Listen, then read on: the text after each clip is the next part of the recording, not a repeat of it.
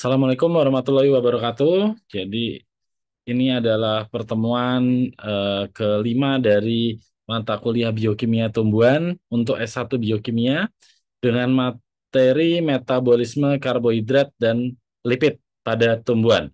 Ya, dengan saya Dimas Andrianto, dosen Departemen Biokimia, Fakultas Matematika dan Ilmu Pengetahuan Alam, Institut Pertanian Bogor. Ya. Jadi metabolisme karbohidrat sudah kita pelajari ya untuk yang sintesis awalnya pada pertemuan sebelumnya dengan mempelajari mengenai fotosintesis. Jadi refresh lagi bahwa di tumbuhan itu ada daun ya. Di dalam daun ada sel ya, sel-sel mesofil yang memiliki kloroplas. Kemudian di dalam kloroplas ini ada klorofil di mana pada klorofil itu akan terjadi penangkapan foton energi cahaya yang kemudian di kloroplas di tilakoid ya atau grana itu akan terjadi reaksi terang membentuk ATP dan NADPH yang berfungsi sebagai sumber energi. Kemudian di stroma daripada kloroplas itu akan digunakan energi tersebut untuk melakukan sintesis atau perubahan dari CO2 menjadi triosa fosfat. Triosa fosfat ini akan keluar dari kloroplas masuk ke dalam sitoplasma. Nah, ini adalah ruang lingkup yang kita pelajari hari ini. Nah, sitoplasma sel daun, daun ini adalah bagian yang menghasilkan produk-produk fotosintesis. Daun ini disebut sebagai source atau area dengan supply fotosintat atau senyawaan hasil fotosintesis. Nah, senyawaan hasil fotosintesis itu karbohidrat sebagai sumber energi tidak hanya dimanfaatkan oleh daun, tapi dikirim ke seluruh bagian daripada tumbuhan.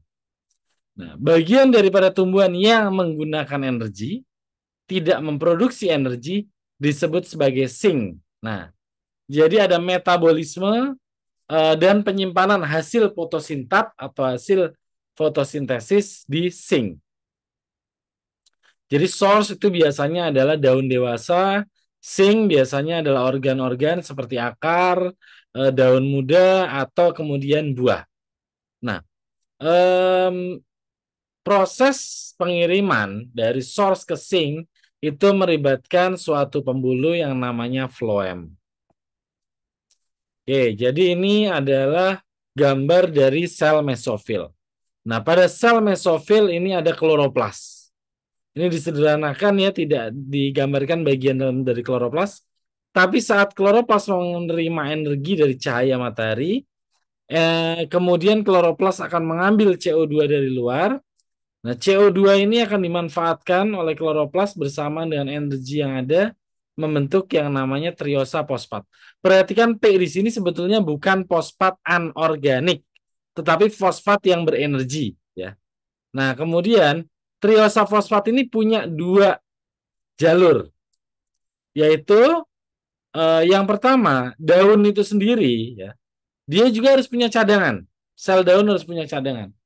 Meskipun tidak banyak ya, karena untuk kebutuhan daun pada kondisi mendesak saja. Jadi diubahlah menjadi pati. Jadi di dalam daun itu ada pati. Semakin banyak pati di dalam daun itu daun-daun tersebut makin bisa menjadi campuran untuk kita konsumsi. Meskipun selulosanya pasti lebih banyak. Ya seratnya yang diambil.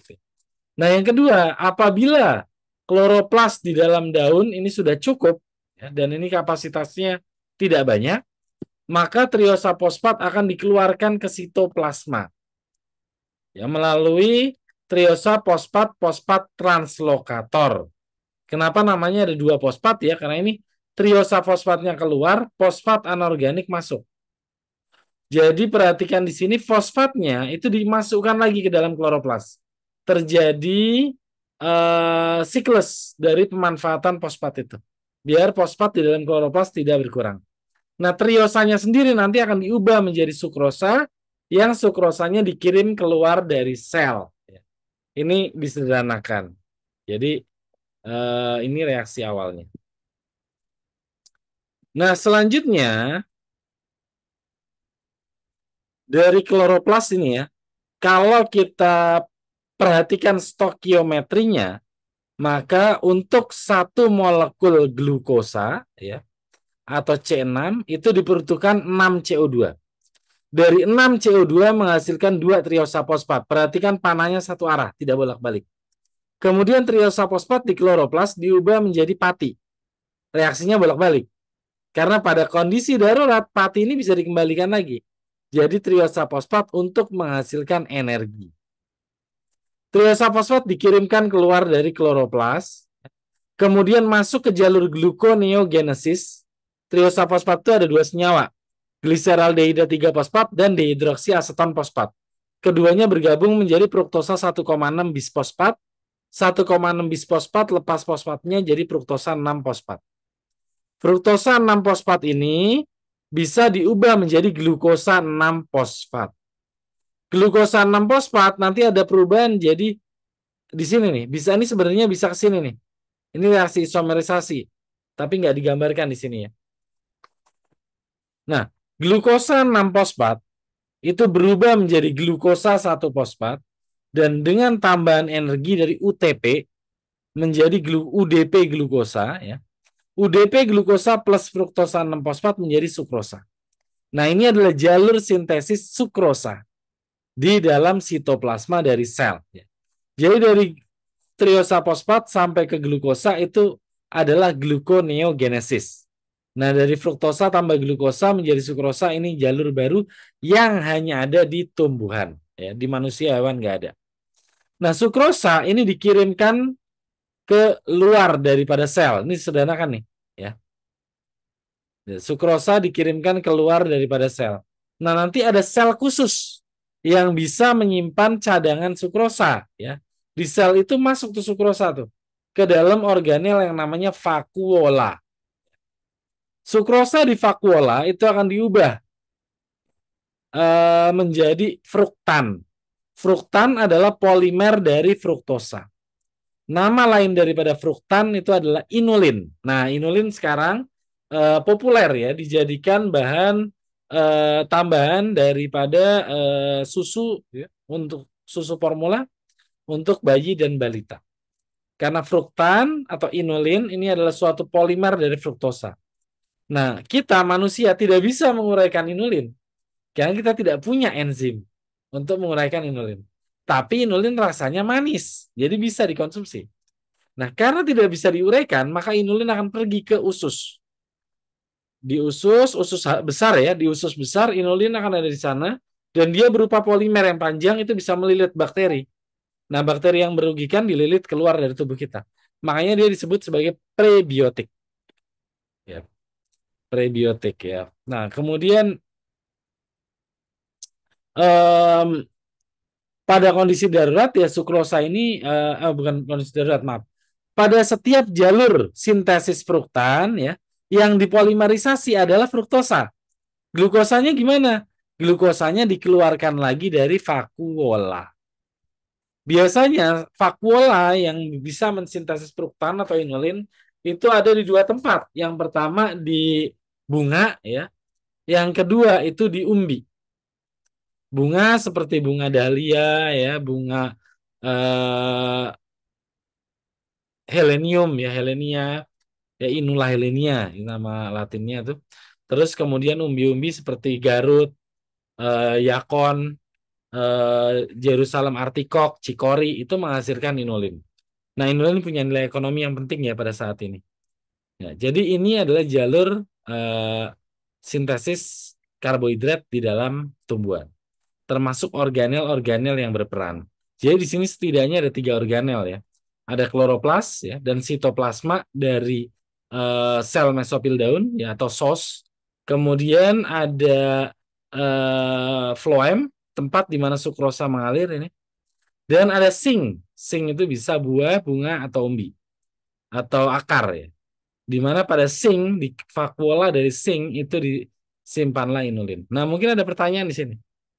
Kenapa inulin ditaruhnya di vakuola, tidak di sitoplasma? Karena inulin itu larut di air. Kalau dia ditaruh di sitoplasma, maka akan mempengaruhi tekanan osmotik dari sel tumbuhan. Jadi bisa menghancurkan sel itu sendiri. Oleh karena itu inulin dikunci, dikurung dalam suatu organel yang aman namanya vakuola.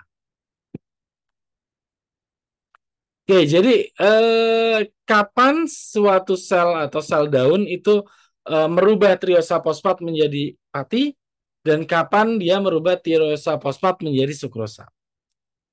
Jadi yang pertama, pati itu disimpan di dalam modifikasi organel dari protoplas ya. Kalau ingat bahan kuliah minggu sebelumnya ya tentang kompartementalisasi sel tumbuhan. Jadi protoplas itu bisa berubah menjadi kloroplas, amiloplas atau leukoplas dan kromoplas. Ini semua bisa menyimpan pati. Cuman berbeda jumlahnya. Kalau amiloplas itu otomatis banyak, namanya juga amilo ya. Nah, kloroplas dan kromoplas lebih sedikit jumlah patinya, tapi bisa. Nah, pada daun ya, pati itu akan disintesis di kloroplas.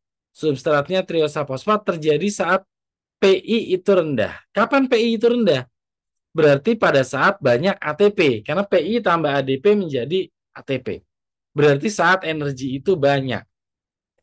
Kalau energi banyak, ya berarti kan lagi banyak sinar matahari. Maka kelebihan CO2 boleh dicadangkan sebagai pati. Pati disintesis melalui ADP glukosa. Nah, kapan triosa fosfat dirubah menjadi sukrosa? Nah, triosa fosfat dirubah jadi sukrosa itu prosesnya terjadi di sitosol atau sitoplasma. Substratnya otomatis triosa fosfat terjadi saat PI-nya tinggi. Maaf, tadi terbalik ini berarti. Ini terjadi, ya betul. Ini terjadi saat PI-nya tinggi. Kapan PI-nya tinggi? PI tinggi itu berarti ya banyak terjadi penguraian energi. Artinya apa? Banyak sel-sel yang lain itu butuh energi dari akar, dari buah. Woi, ini kirimin dong. Ya, saya butuh energi nih. Nah, oleh karena itu maka tumbuhan akan mengirimkan sukrosa ke sel-sel yang lainnya. Jadi sukrosa disintesis. Nah, ini adalah jalur total ya dari sintesis triosa fosfat menjadi sukrosa dan pati. Ya, harus hafal, harus mahasiswa biokimia gitu. Harus hafal ya. Jadi triosa fosfat hasil dari fotosintesis itu diubah menjadi fruktosa, jadi glukosa. Ya, glukosa ini menjadi ADP glukosa disintesis menjadi pati di dalam kloroplas. Nah, kalau patinya berlebih, kalau PI-nya banyak, ya maka triosa fosfat akan dikeluarkan dari kloroplas, ya menjadi fruktosa, jadi glukosa, digabungkan, jadilah sukrosa. Sukrosa dikirim nanti ke tujuan yang dibutuhkan. Ini banyak nama-nama enzimnya ya, nanti harus dihafalkan. Ini ada siklus Calvin juga di sini. Hmm. Tadi saya cerita mengenai fruktan. Apa itu fruktan? Fruktan adalah polimer daripada fruktosa. Fruktan berfungsi sebagai cadangan makanan di dalam vakuola. Ya, fruktan diturunkan dari ketosa, tepatnya adalah fruktosa. Ya. Jadi ingat karbohidrat bagi monosakarida berdasarkan gugus aktifnya dibagi menjadi dua, yaitu aldosa dan ketosa. Aldosa kalau gugus aktifnya berupa aldehida, seperti glukosa, galaktosa. Ketosa kalau gugus aktifnya berupa keton seperti fruktosa. Nah, kemudian fruktan ya atau inulin dihubungkan dengan residu fruktosa yang memiliki ikatan glikosidik. Nah, fruktan itu ada 3 tipe, yaitu tipe N, tipe M, dan tipe campuran. Kalau tipe N ini memiliki panjang rantai 10 sampai 200 monosakarida. Kalau tipe N ini memiliki rantai kurang dari 50 monosakarida. Tipe campuran ya atau neoketosa digabung N dan M-nya kurang dari 10 atau yang disebut dengan FOS. FOS itu singkatan frukto-oligosakarida. Ya, jadi FOS biasanya dibuat dari inulin yang didegradasi. Inulin dipotong-potong sampai pendek-pendek, rantainya kurang dari 10, itu disebutnya adalah FOS. Sama seperti inulin, FOS juga berfungsi sebagai prebiotik. Ya, jadi yang dari tipe 5 ketosa, 1 ketosa, dan neoketosa. Atau tipe N, M, dan mix.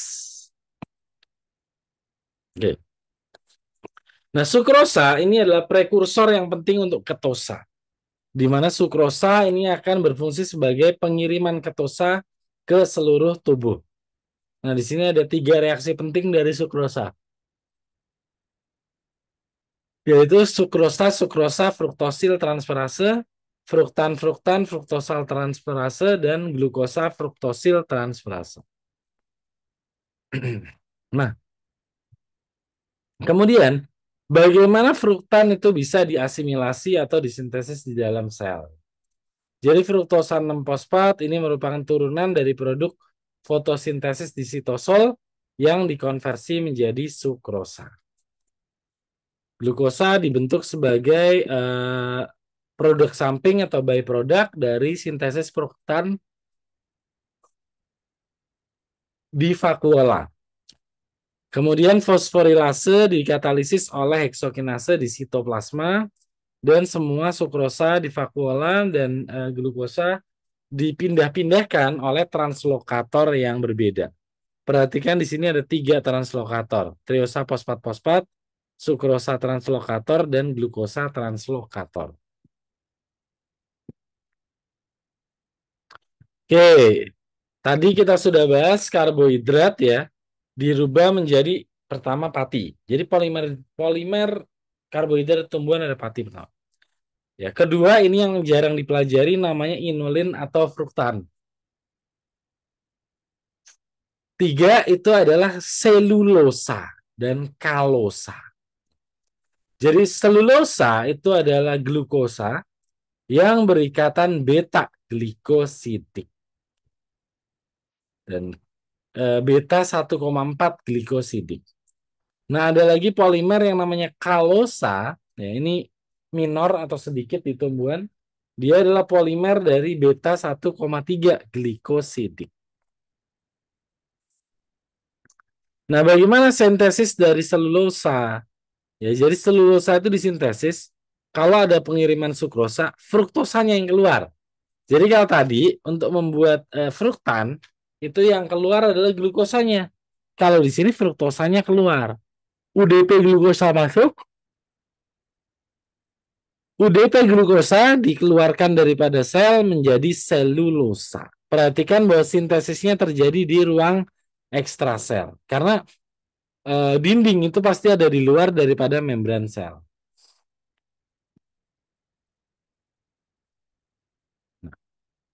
Baik, itu metabolisme karbohidrat. Nggak banyak ya. Nggak banyak.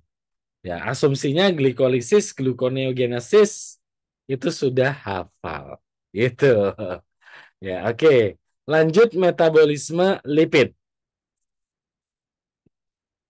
Jadi metabolisme lipid itu terjadi di plastid ya atau kloroplas ya. Dari sel hijau daun. Nah, di leukoplas di leukoplas atau kromoplas. Leukoplas di umbi, kromoplas di buah. Sintesis lipid juga ditemukan di membran RE halus, ya, retikulum endoplasma halus. Kalau yang kasar itu sintesis protein. Jadi kalau lipid di yang halus. Enzim-enzim ini terlibat dalam modifikasi dari asam lemak ya. Ada enzim pemanjangan dikatalisis oleh elongase dan ada enzim pemicu asam lemak tidak jenuh yaitu D1-rase. Nah, asetil-CoA ini adalah prekursor ya atau senyawa penginduksi sintesis dari asam lemak. Sama seperti di manusia. Manusia kita sintesis asam lemak juga dari asetil-CoA. Kemudian asetil-CoA bisa diubah menjadi asetat dan piruvat. Jadi ini asetil-CoA itu dikumpulkan reaksinya berkali-kali ya sampai menjadi asam lemak. Standarnya adalah C16. Nanti bisa oleh elongase dia sampai C24. Nah, ini reaksi sintesis dari asam lemak. Jadi ada 4 reaksi utama yaitu aktivasi, kondensasi, reduksi atau penghilangan air, dan penambahan pajak lagi atau elongasi. Enzim sintesis asam lemak atau fatty acid sintase itu sebetulnya adalah satu enzim yang mempunyai multi aktivitas. Jadi enzimnya itu muter dia kayak gini. Memang muter secara fisik ya. Em, Dia pada saat perputarannya akan menambahkan asam lemak sebesar 2 karbon. 2 panjang karbon. Jadi 2, 4, 6, 8, dan seterusnya. Nah, kemudian untuk berfungsinya enzim ini, perlu yang namanya kofaktor berupa vitamin yang disebut sebagai biotin. Makanya biotin itu bisa mudah didapatkan di tumbuhan-tumbuhan hijau yang memiliki banyak RE halus untuk sintesis asam lemak. Nah, biotin dihubungkan oleh residu lisin kepada biotin karboksil carrier protein atau BCCP. Nah, kemudian ada lagi asil carrier protein atau protein pembawa asam lemak. Protein pembawa asam lemak ini akan mengambil asam lemak yang sudah siap ya, bisa C16 sampai C24 dan dari enzim sintesis asam lemak diambil oleh ACP. Nanti oleh ACP akan dibawa ke organel atau ke sel yang membutuhkan. Nah, ACP mengandung enzim yang lain lagi, namanya pantetein. Mengandung kofaktor yang lain, namanya pantetein, yaitu adalah koenzim A atau vitamin B5 ya, asam pantotenat. Nah, jadi banyak vitamin-vitamin tumbuhan. Nah, kalau tumbuhan kekurangan nutrisi sehingga tidak mensintesis vitamin-vitamin ini, maka tumbuhan menjadi lemah. Nah, nanti oh enggak di S1 ya, di S2 ini. Oke, kemudian elongasi dan desaturasi. Perpanjangan dan pembuatan asam lemak tidak jenuh. Jadi asam lemak itu diberikan kode ya kayak gini 16,0, berarti dia memiliki 16 rantai karbon dengan 0 ikatan rangkap. Dipanjangin sejumlah 2 oleh ketua hasil sintase 2 yang menjadi 18,0. Berarti jadi asam stear.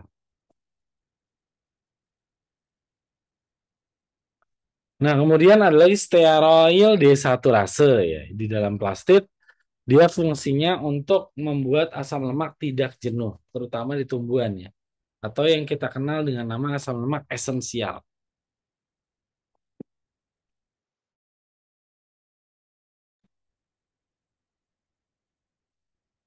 Nah, nah kemudian hasil lipid desaturase. Eh, Ya, jadi asli lipid desaturase ini adalah enzim yang membuat sintesis asam lemak tidak jenuh. Dia berupa protein integral di RE halus. Kemudian mengkatalisis desaturasi asam lemak yang merupakan bagian dari fosfolipid. Kemudian transfer elektron dari NADPH ke desaturase membutuhkan 2 protein atau lebih ya.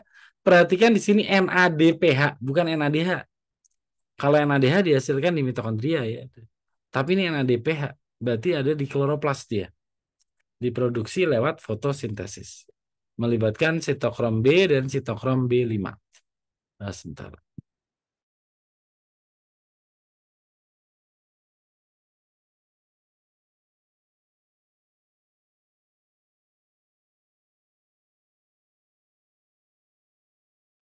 Ya, maaf.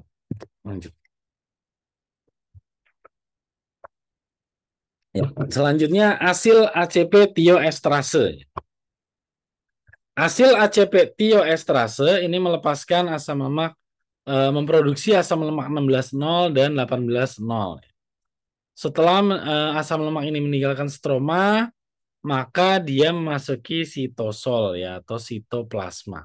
Ya, jadi produksi asam lemak ya kalau di RE halus itu dia yang dihasilkan sama seperti manusia. Karena manusia punya RE halus juga.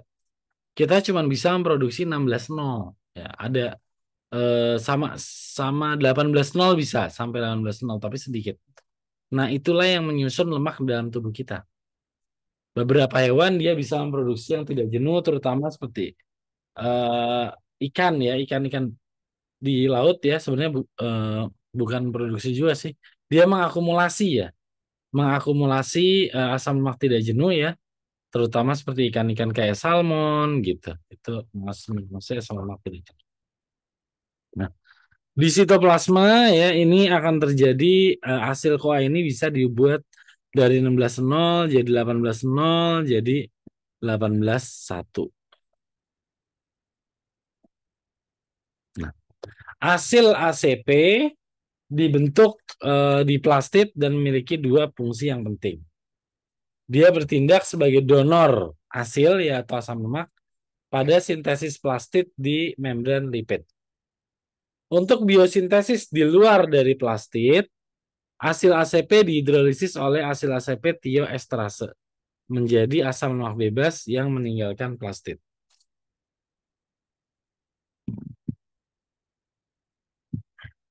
Nah, berikut adalah jalur sintesis membran lipid. Jadi tadi kita sudah punya asam lemak ya hasil ya. Hasil itu ditempelkan ke gliserol satu, dua. Nah, sisanya ujungnya fosfat. Ya, fosfatnya pergi. Nah, kemudian ini adalah yang namanya fosfolipid yang sebelah kiri ini. Ada satu fosfat sama dua lipid.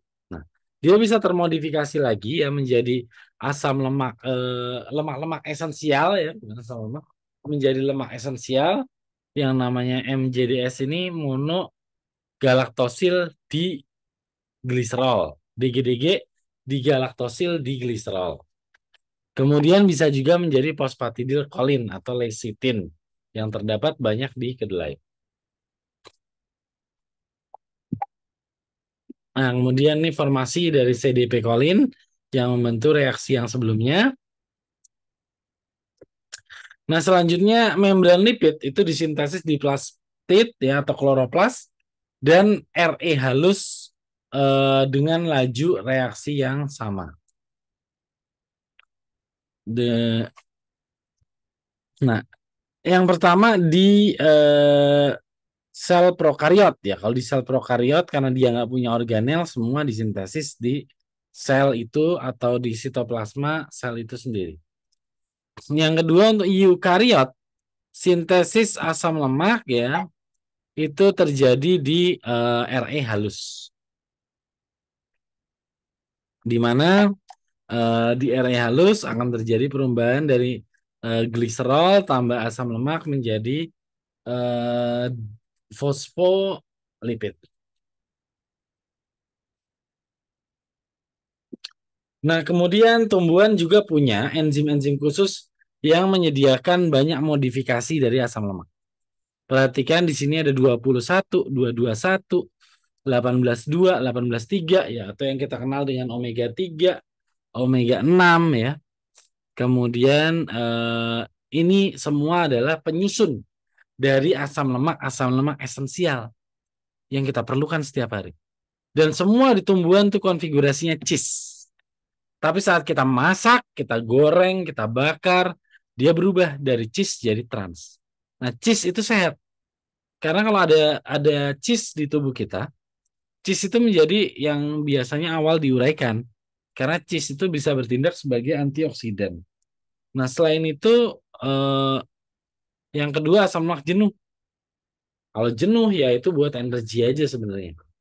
Nah, yang ketiga asam lemak tidak jenuh trans. Nah, kita nggak punya enzim untuk mencerna yang trans fatty acid. Sehingga itu menjadi racun atau menjadi senyawa-senyawa yang merusak tubuh. Nah, ini sintesis asam lemak terjadi di membran RE halus dan membran inti ya atau membran sitoplasma. Nah, asam lemak yang terbentuk sebagian akan dikirim ke eh apa namanya? Ini bukan membran sitoplasma. Ini membran kloroplas ya, membran kloroplas dan membran RE halus. Sebagian yang terbentuk akan digunakan sebagai komponen penyusun daripada membran-membran yang lainnya. Oke, kemudian sintesis triasil gliserol. Jadi kalau kita udah punya 3 asam lemak dan 1 gliserol ya, gliserol dari mana? Dari glikolisis atau gluconeogenesis ya, atau jalur fotosintesis. Ingat di fotosintesis ada gliseraldehida 3 fosfat. Fosfatnya pergi, jadilah dia gliserol. Nah, bagaimana gliserol bisa menjadi senyawa simpanan? Jadi kalau di dalam membran nih sintesis gliserol banyak banget, dia gembung kayak gini. Nah, setelah gembung dia akan pecah menjadi yang namanya badan minyak atau oleosom. Jadi kalau sel-sel adiposa di tubuh kita nih, kalau yang gendut-gendut ini kayak saya nih, itu ada banyak oleosom, banyak oleosom sebagai cadangan lemak. Oke ya, jadi pada tumbuhan itu terjadi mobilisasi atau pemindahan lipid. Kapan? Yang pertama saat perubahan dari benih ya atau bibit ya menjadi keluarnya daun pertama. Itu penting sekali. Pada sebelum keluar daun pertama, maka tumbuhan nggak bisa fotosintesis. Makanya reaksi ini penting untuk menyediakan karbon ya untuk pertumbuhan dari tumbuhan pada saat sebelum adanya daun pertama untuk fotosintesis. Oke, ini reaksi dari oleosom ya. Kalau mau diuraikan, oleosom itu punya lipase yang melepaskan gliserol. Asam lemaknya bisa masuk ke glioksisom dan kemudian dikirim ke mitokondria sebagai suksina. Terakhir ini reaksinya akan menghasilkan FADH2 dan NADH yang masing-masing setara dengan 1,5 dan 2,5 ATP. Jadi satu reaksi ini menghasilkan 4 ATP di mitokondria. Nah, ini beberapa asam lemak yang diproduksi oleh berbagai jenis tumbuhan ya. Kedelai, sawit, rapeseed oil, bunga matahari, kemudian minyak kacang. Kemudian ini adalah asam lemak penting yang dipakai secara industri. Baik, itu yang bisa saya sampaikan. Terima kasih. Jangan lupa untuk eh, pertanyaan bisa diberikan ke kolom komentar dari YouTube ini. Baik, tetap belajar teman-teman. Wassalamualaikum warahmatullahi wabarakatuh.